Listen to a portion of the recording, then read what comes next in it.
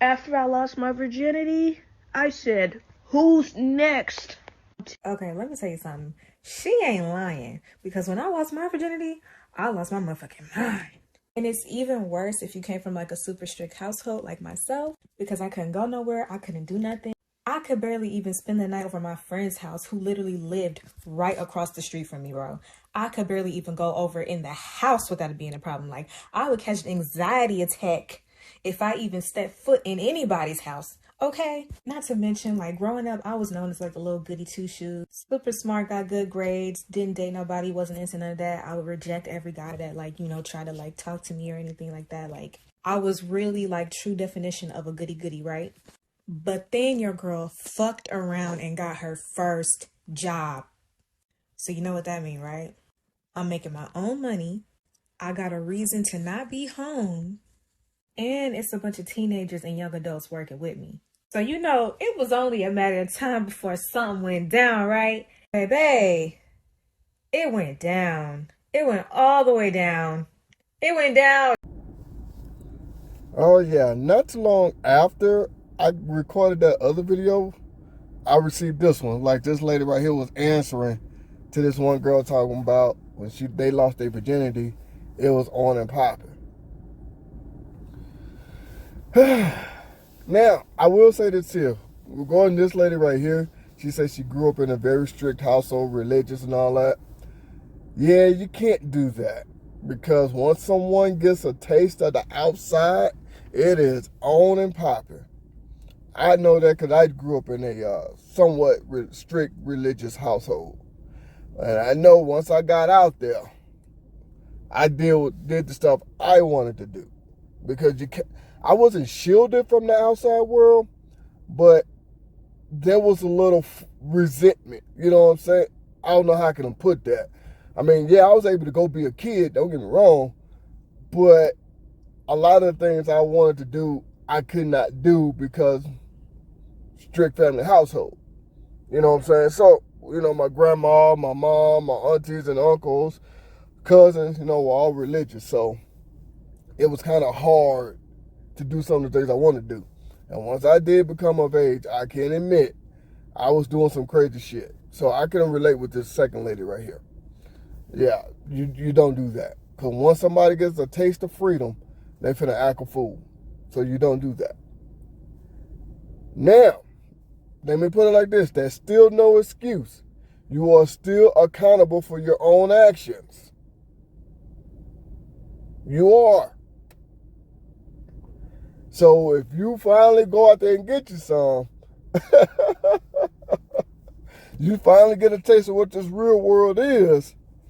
Yeah. You know what I'm saying? Ooh-wee. But yeah, at the same time though, man, look, I'm telling y'all like this, it's still no excuse. Like I said, I still was accountable for all of my actions. I'm still suffering from a lot of those decisions as well.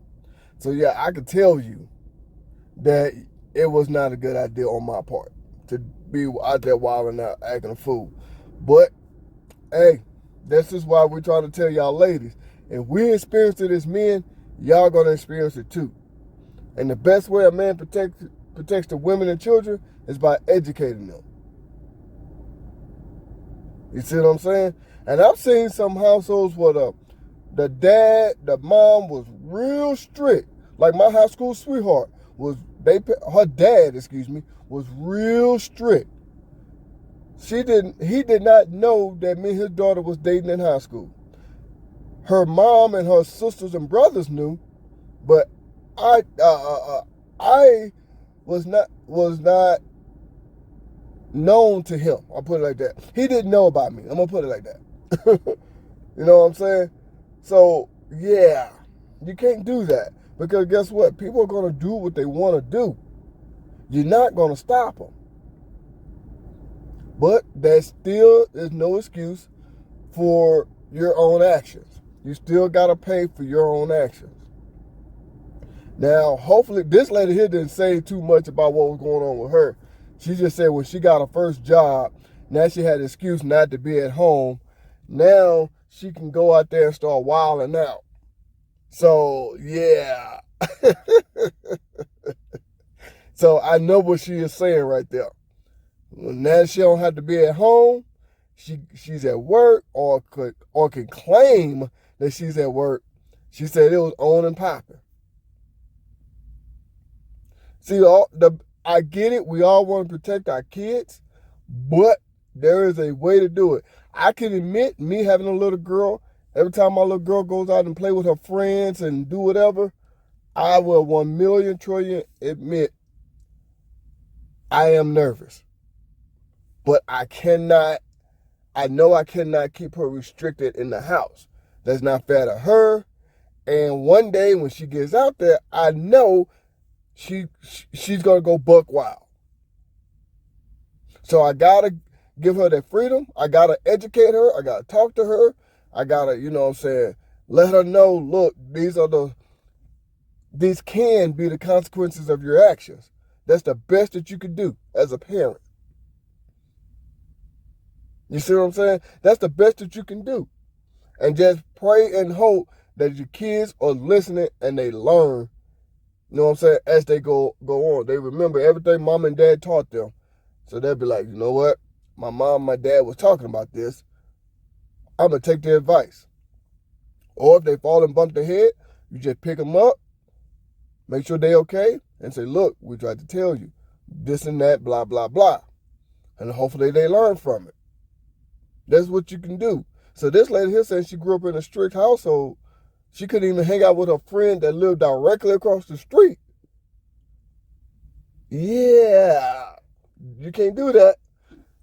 Like I said, once she gets a little bit of taste of freedom, she's gone. I'll tell you that right now. She's gone. You're going to be like, what happened? So, yeah, I can't do that. You know what I'm saying? So at the end of the day, man, like I said, you are still accountable for your own actions. That is no excuse. Now, she didn't go into great detail of what was going on with her. But by the way she's saying it, she was all out there. She was all out there. So, look, I get it. I grew up in a somewhat strict home, a very religious family. But, yeah, that's still no excuse. I'm still suffering from a lot of my decisions I made when I was 18, 19 years old. So that's just why we try to tell y'all women, this is more than likely what's going to happen to y'all. Y'all don't want to hear it because y'all think us men are trying to control you or trying to stop you from living your life and having fun. No, we know what's going to happen. That's why we're coming back telling the women and children that when y'all want to put up a fight, don't want to listen, we say, okay, go ahead. So then we watching y'all fall and bump y'all head, and now you want to cry and want somebody to feel sorry for you. It doesn't work that way. So with that being said, I just want to say this here. I get where this lady's coming from, but at the same time, that is no excuse for your actions.